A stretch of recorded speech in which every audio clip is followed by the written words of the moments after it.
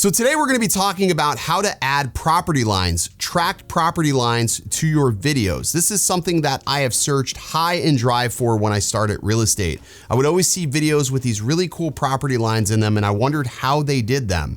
A lot of times it was done in After Effects, which is really hard to learn. But what if there was an easier way to do that? Well, Motion VFX has recently released MTracker area for Final Cut Pro. And today I'm going to give you a tutorial on how to track a piece of land and just really enhance the overall look of your video. Let's get started.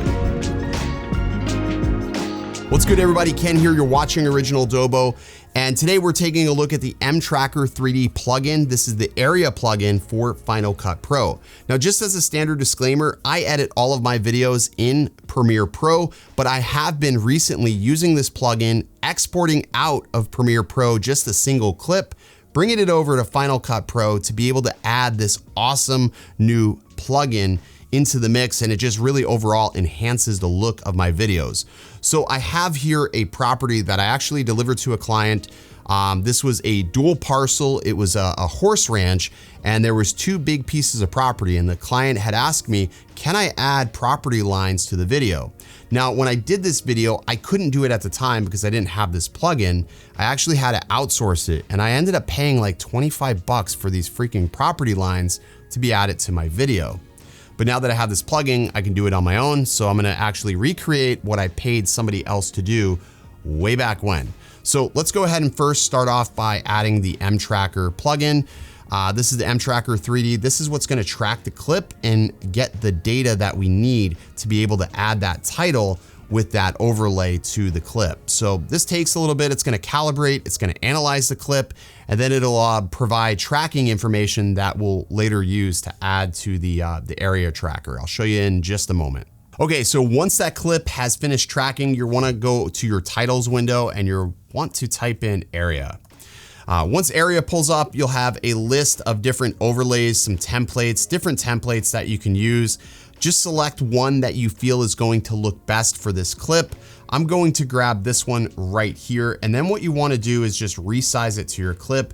Typically, I'm not dragging it over the entire clip because I want to give myself a little bit of wiggle room. Remember, I'm exporting out of Final Cut Pro back to go to Premiere, vice versa. I'm exporting out of Premiere to go to Final Cut. So I want to give myself a little bit of wiggle room in case I need to cut things later on down the road. One other thing I want to make mention of is before I am actually exporting out of Final Cut Pro, if I'm color grading, doing any single color grading, I want to make sure all of my color grading is complete on this clip before I export it out to Final Cut. Because remember, once we export this tracking information is going to be embedded in the clip. So any color grading you do would then be on top of that tracking data. So just something to keep in mind if you are going to do that. All right, so now that we have that there, I'm gonna paste the track. That's gonna paste that tracking data to the clip. And now I just have to pick a spot on which I want to track. So I'm gonna track this corner first. This corner here, because this property is sort of like weird. It's got like sort of a weird property shape and it goes way back over here in this back corner. And then I'm gonna click on this corner over here. And then I have to complete the tracking by clicking the final corner, or the corner I actually first started with. So now you can see we have these property lines here and they sort of animate in and out, which is pretty cool. If we wanted to, we can also change the line thickness and I can change the line size. So I can increase the line size a little bit, sort of like that. I can increase the width to something ungodly if I wanted to. It all depends on what you want to do. So I am going to put it just like that. I think that's probably about right for what I want. You can also change the color of these lines. So let's say if you wanted to add like the color of whatever your agent has, like I have one agent, she has yellow in her Brandon. So all of her lines I always make in the yellow. This client, typically they do like more of like a red. So I can bring this down to like more of like their branding colors. So I'm gonna bring that more to the red and something like that. So their branding is more red. I guess it's more of a cranberry than anything, but it all depends on what you want it to look like in your video, obviously. So I'm just gonna leave that as that. I'm gonna leave it as red. I think that looks fine. It actually sticks out pretty good. The other thing we can do is we can click on any one of these lines and then we can add a label to the line. So for instance, I can click on this line and then add a label. So I'm gonna click on label number 1. And then from there, we can come down to label number 1, which is right here. And we can add the size of this land, or how many acres it is. In this case, it's 5.5 acres. And then I can change the font of that as well. So I like to use Oswald. I think that looks good. And then we can go ahead and change the label settings as well. So we can do label color. We can change that. We can change the label opacity. So if you want to change it down, like, or let's say if I wanted to make this match, like I wanted to make this match. Yeah, there we go. So I want it to all be conducive. We can do that. We can also change the size of that label. So for instance, if we didn't want the label to be that scaled up, we can change that as well. And I think right at about like that, I think that's pretty good. We can also change how that label comes in. So I want that label to rotate. So I'm gonna have it rotate in.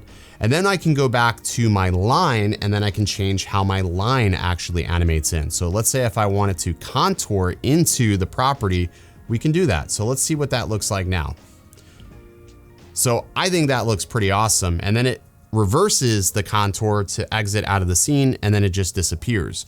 Now, good rule of thumb, if you are going to be using this, make sure that you are giving yourself enough of room for it to actually animate. You don't want that animation to be too quick, but you can see just like that, I'm able to animate that. And I think that that looks absolutely awesome. So that's the MTracker 3D area for Final Cut Pro. Unfortunately, it's nothing for Premiere Pro, but like I said, my workflow is I export from Premiere, bring it into Final Cut, add this little pizzazz to my videos, and then send it back to Premiere Pro. And it works perfectly fine and it's super easy and I don't have to pay anybody else. And this tracking works great. You can track buildings, you can track apartment complexes, you can track individual units. I mean, honestly, sky's the limit what you're capable of doing with the MTracker 3D area. Anyways, if you want to check this out for yourself, there will be a link in the description below where you can check out the MTracker 3D plugin.